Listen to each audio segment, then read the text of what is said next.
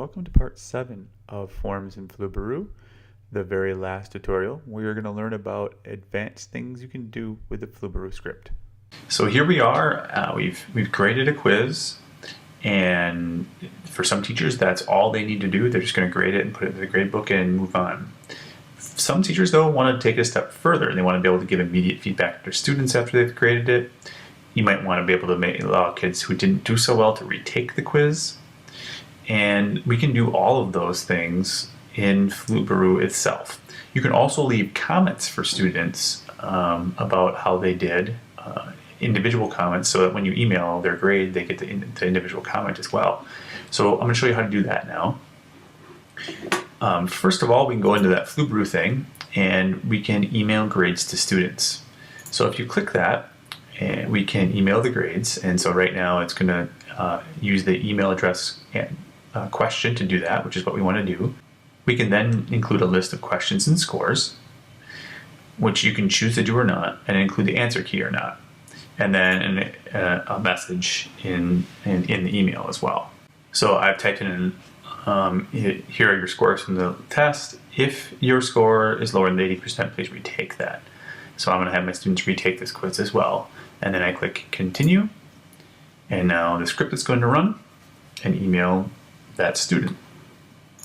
So they're going to get their email, and also I'm going to get a record of the grades in my email so that I can see how my students did. It sent one email. Here's my responses. I didn't provide the answer key, and it's out of how many points possible. And here's the message that was sent as well. So right in my email it says that.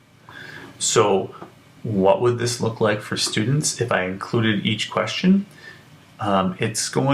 It's going to show them each question, what was graded, what wasn't graded, their overall score. They were 1 out of 7, okay?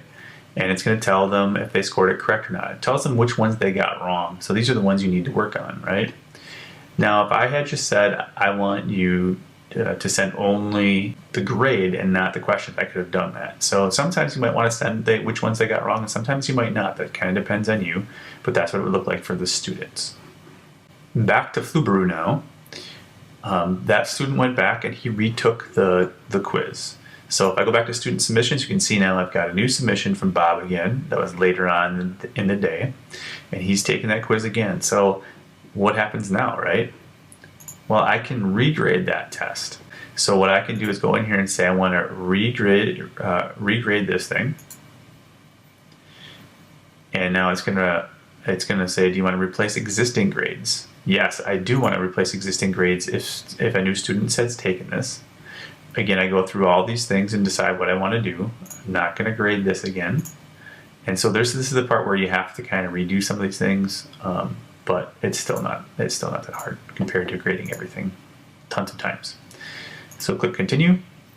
It's going to regrade that. I'm going to select my response was the one I want to compare it to again. And now you can see that Bob has retaken this. After I get out of here, he's retaken that. He's got 100%. He got everything done and all that. So this time, what happens if I wanted to give him a little bit of props, a little bit of feedback? If I go back in here, I can say edit student feedback. And what it's going to do is create another column for student feedback in here. And so now I can type a message to Bob. And so I wrote a little message to Bob saying, Bob, awesome job in studying up. I'm glad you took the time to do better. Okay, so what's to be the difference this time?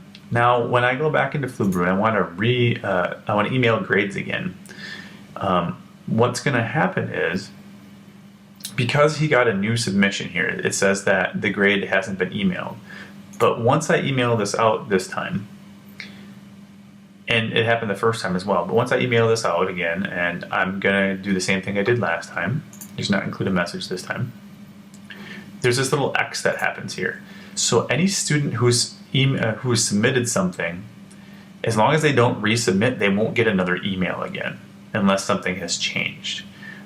So if the first time you grade everything, you give feedback, right? You give that feedback in there, and then they go back and retake the quiz, they're going to get this, their new grade is going to overwrite the old grade. You can see he submitted this twice. And now I can put a new message in there and say, great job, you finished that. Now he's got 100%. So that's how I can regrade assignments and only send emails to the students that actually retook the quiz. So one last piece of Flubaroo that you might want to know about is your view report. What that's going to do is it's going to give you a histogram of all the grades so you can kind of see how everybody did overall. And obviously that's nice sometimes just visually to see how your students did. Sometimes it's easier to figure out which questions were good or bad or otherwise, even though they give you the percentages and everything of each of those underneath that.